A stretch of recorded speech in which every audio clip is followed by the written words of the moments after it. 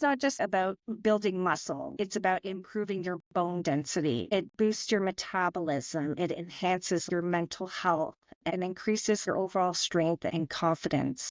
Once I think women understand all these benefits and seeing how empowering it can actually be, most likely then I think maybe they may make it a priority for themselves.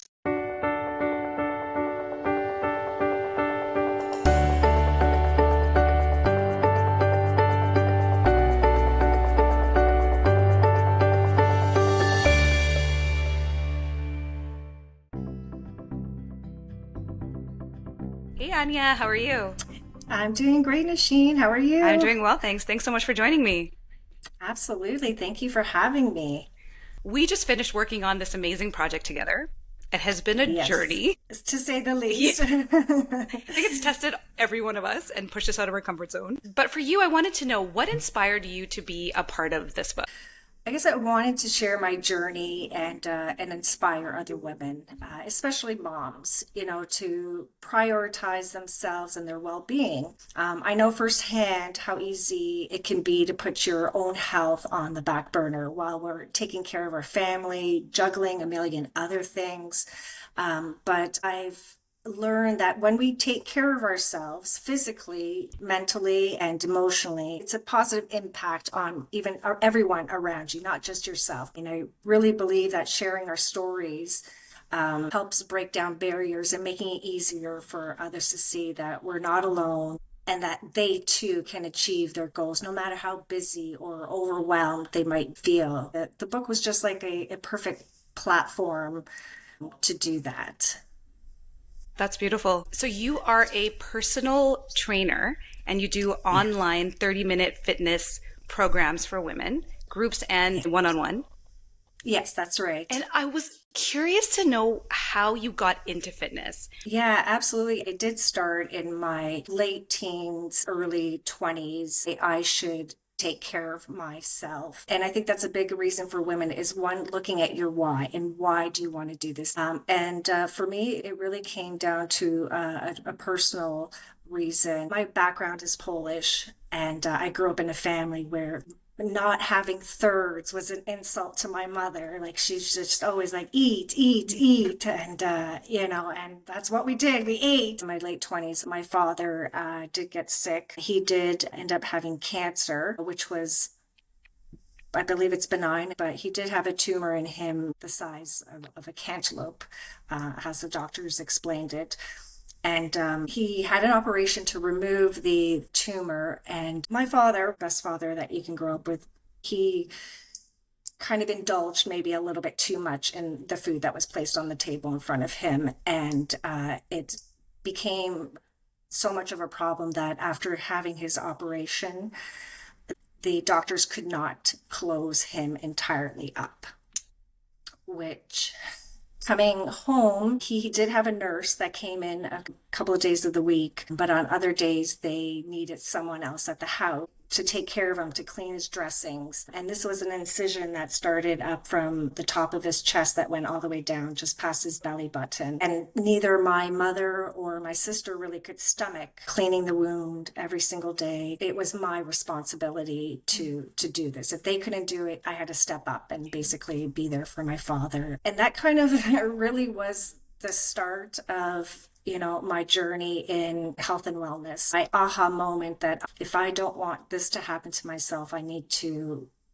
just really dig into being aware of myself and things. So that's, I guess it was 1995 or 1997 was when I joined my first gym and started taking care of myself physically. Well, you were really strong for doing that. That must have been really hard on you. I, Thanks. Yeah, it was hard. That's the real why deep down, like how it all kind of started with myself. a lot of new moms or moms with young kids have trouble fitting fitness into their schedule. So when you decided to be a personal trainer or you got back into your fitness journey, what challenges did you face navigating fitness, and how did those experiences approach how you now structure your training sessions for other women? One of the biggest challenges really I faced was balancing basically my time, my energy, between taking care of my kids, managing the household, and working as well. I mean, at this time I wasn't a trainer, I wasn't into fitness. It was, I worked at a bank for 10 years before I decided to get into this, and it really was just hard to find the time for my own health and well-being. So I really had to learn to be flexible and realistic really with my goals, especially when I was exhausted or like dealing with like unexpected changes in my day. So that kind of experience shaped my approach kind of to training, like by teaching me the importance of making fitness both accessible and kind of sustainable as well. Like I encourage like my clients right now, like especially the moms, like really to like prioritize movement in a way that kind of fits with their lives rather than trying to meet unrealistic standards. It's about finding what works for you and for being like kind to yourself, even if it means just like 20-minute workouts some days instead of an hour. It's like I've become passionate about like creating these like efficient and effective and doable programs for busy women like myself in my online classes, where you can do these workouts in the comfort of your own home. You don't have to travel to go somewhere. And also for the women who can fit in more time and who seek one-on-one training, I have a studio in my home and to train with me and educate them. Why are we training these muscles? Why are we doing squats? And why are we doing all these things? Because there's a reason for everything that we do. Yeah. From your practice now and speaking to many women and strength training with them, what do you find is the primary reason they didn't strength train before? I think primary reasons why many women don't strength train is due to like maybe to combinations of myths and misconceptions, possibly. I get a lot of women who like worry that lifting weights might make them bulky or it's not as effective for weight loss, so they stick to the cardio. Like it's like also an intimidation factor, really. Walking into the weight sections of the gym can really feel overwhelming, especially like if you're not sure where you want to start or even how to use the equipment. And another reason is time. Many women, especially moms, feel like they don't have that time to dedicate to strength training, not even realizing that like even short focused workouts can be incredibly effective. And then I guess finally, I think there's a lack of awareness about the amazing benefits. It's not just like about building muscle, like it's about improving your bone density. It boosts your metabolism. It enhances like your mental health and increases your overall strength and confidence. Once I think women understand all these benefits and seeing how empowering it can actually be, like they're most likely then I think maybe they may make it a priority for themselves. I saw something on your Instagram. First of all, I love your Instagram page. It's very fun. And so it's engaging and fun. You referenced a quote and it was from, I think, another trainer. And it said something like, I'm not training for my summer body. I'm training for my old lady body. Old lady body. I loved that. I feel like we need that reframe. It's for me. It's for my body, for my aging, for, like you said, all the benefits that you listed in your chapter. You list a lot of amazing benefits as well. Nasheen, 100%, because like our kids are not always going to be like stuck at our hips in our lives. Like at one point in time, we are going to be, separating. They're going to move away. They go to university, have their own families. Like we as women, we need to feel that independence. We need to feel that we can go to the groceries, carry those bags in with us, and just, be independent and live our lives independently and not have to rely on them to come over and mow the lawn for us. So, a great question. I think you recently had a proud moment in your life, in your fitness journey. Can we hear about what happened there? Yeah, definitely. I mean, and this isn't like really anything extreme. Like I haven't run like I haven't done the Ironman or ran like some sort of marathon, but one of the proudest moments recently in my fitness journey was when I finally conquered actually doing 15 push-ups in a row and on my toes. Okay. And for years, like I have struggled with them, and I could barely do 3 without dropping onto my knees. And as a trainer, my form was off. I felt frustrated. But, I just decided to keep at this, so Yeah. like I started small, like I started like with doing, wall push-ups, and then gradually progressing myself like to the counter, then to the couch, and then finally to the floor.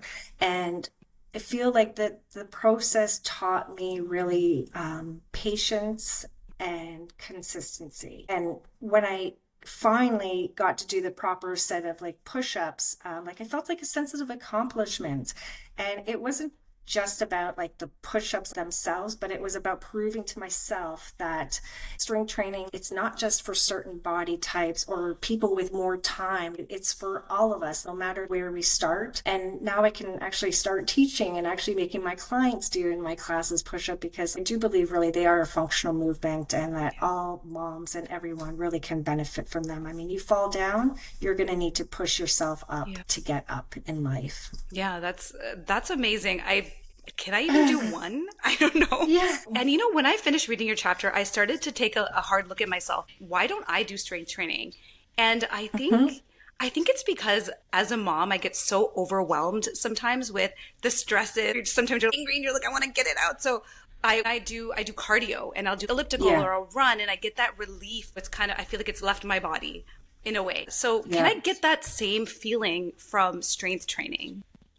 Absolutely. That surge of relief, or that, that you feel from cardio, it comes from like the release of endorphins. I think really is the key to finding like the right balance and intensity. For example, you can like structure your strength training sessions in a way that keeps your heart rate up by minimizing like rests between your sets, or combining strength exercises with short bursts of cardio. So you could always, do a round of deadlifts, and then for your rest, as I say in quotes, you can do an active recovery rest where you're still moving, where you can do maybe 20 jumping jacks just to get that heart rate going up again, and then taking a little bit rest again and coming back down, because really you just want to get your heart going. You want that blood to be circulating in you, get those endorphins going, that feel good endorphin feeling. Yeah. So you get that rush. But you're also building your muscles, increasing your overall strength. Plus, strength training like offers like a different kind of mental relief. There's just something empowering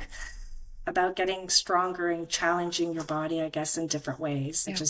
I feel that. So what is your favorite pre and post workout snack? I have a couple of go-tos. I train first thing in the morning. I just feel that I want to, get my workout in, set my tone for the day, starting off healthy, starting off well. I actually eat a banana with maybe some sort of nut butter on there, just to kind of get a little bit of the sugars, some of the like potassium, just the fibers. So when I start my workout, I have that energy really to kind of really get myself going. And then after my workouts, I usually like to eat something within the hour and a half after I've eaten. I think it's really important to focus on actually putting in proteins into your body. So I can have a protein shake after a workout, or really anything, jumping into a like chicken, a fish, tofu, just something that's going to give your muscles the fuel and the energy like they need to repair. So I recommend just protein after a workout. Afterwards. Okay. So don't go for that chocolate cake piece, because now you Yeah. Well, you can have it on the side. Everything's in moderation, right? I would never tell anyone do not eat this, because the more you tell someone don't eat it, they're going to want to have more of it. Yep. Yeah. Yep, that's true.